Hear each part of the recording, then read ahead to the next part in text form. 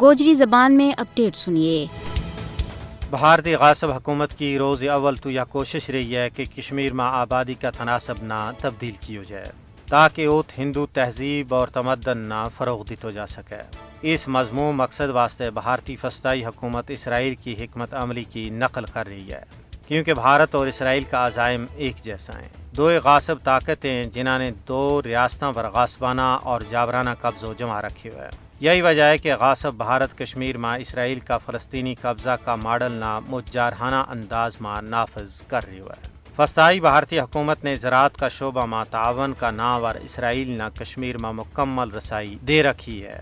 کشمیر میں دو مراکز کھولن کا اسرائیل کا فیصلوں کو مقصد دراصل کشمیریوں کی جد و جہد آزادی نہ دبان میں بھارت کی مدد کرنی ہے۔ اس کے علاوہ کشمیر میں مودی کو نواں ڈومیسائل قانون اسرائیل کا نو آبادیاتی منصوبہ کی عکاسی کرائے۔ مقبوضہ کشمیر میں بھارت عین اسی طرح آبادی کا تناسب میں تبدیلی کر رہے ہے جس طرح اس نہ اسرائیل کی طرفوں اشارہ مل رہا ہے۔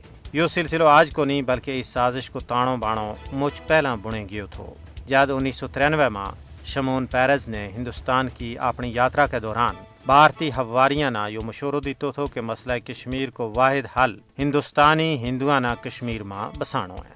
اسرائیل اور ہندوستان دو نہیں بلکہ ایک ہی سکہ کا دو رخ ہیں۔ کشمیر اور فلسطینی عوام گزشتہ 7 دہائیاں تو اپنی آزادی کی جنگ لڑ رہے ہیں۔